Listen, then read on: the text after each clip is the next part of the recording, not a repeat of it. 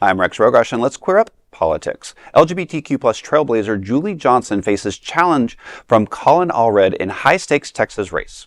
A dramatic redistricting upheaval in Texas is setting up one of 2026's most closely watched Democratic primaries.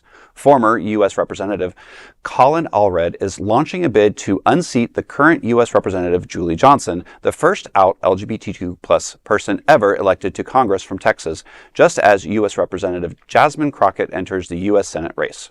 Johnson, who succeeded Allred in Congress after he vacated the seat for a 2024 Senate run, now faces a fight for political survival. Her 32nd district was dismantled under a mid-decade GOP redistricting, pushing her into a newly created 33rd district, the same district Allred now plans to contest. About one-third of the district's residents previously lived in Allred's former seat. Allred casts his run as a personal, describing the 33rd as the community where he grew up, attended public schools, and now raised his own family. Johnson, however, calls Allred's return a political recalculation rather than a community-rooted leadership. She noted that she has represented thousands of families in the district since 2018. Quote, "This new district deserves representation that has been present in the tough moments, including throughout the redistricting fight, instead of parachuting back when another campaign doesn't work out," end quote. LGBTQ plus political groups have quickly lined up behind her. Human Rights Campaign President Kelley Robinson said the organization proudly stands with her, while Equality PAC vowed it won't let anyone take that away without a fight.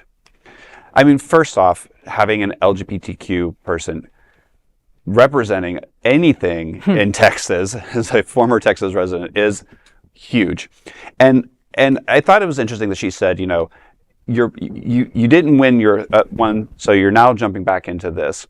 But I also feel that, you know, it has something to do with the fact that she is LGBTQ plus.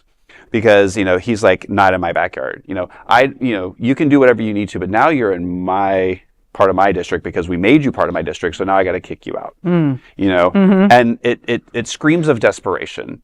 You know, and again, it screams for attention. You know, I've lived it. Well, so is she. Yeah. You know, she's your neighbor.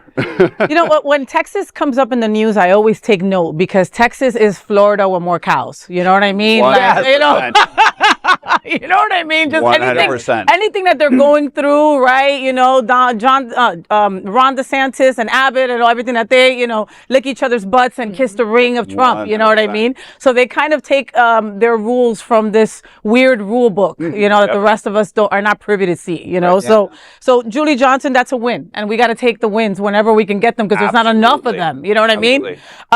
Jasmine Crockett, I can watch that woman all day. Like, I just love her. I love her.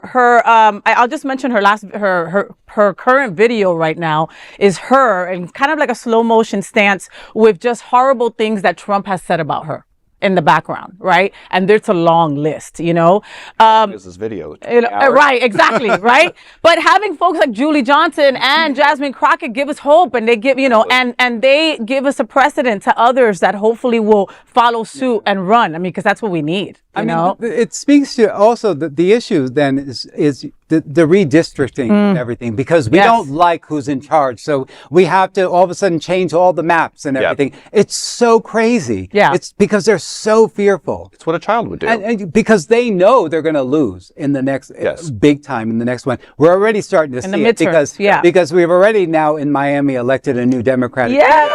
Eileen Higgins. We're already starting to see it here in Florida because people are fed up with all of this. And Texas is interesting because there was a large amount of people who moved in from California when tech companies went to, you know, Austin and San Antonio, the energy companies. So there was a huge migration of tech companies that went from California to Texas. So you're also seeing this kind of swing culturally, which means, you know, more Democratic swing in a state that was, you know, typically Republican. Yeah.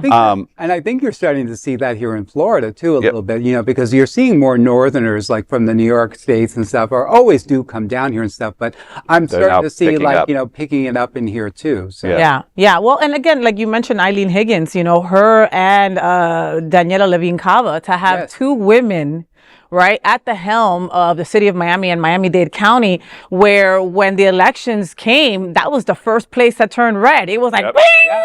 You know, like immediately. They didn't even have to count. It was like, It was wild. It was, yeah.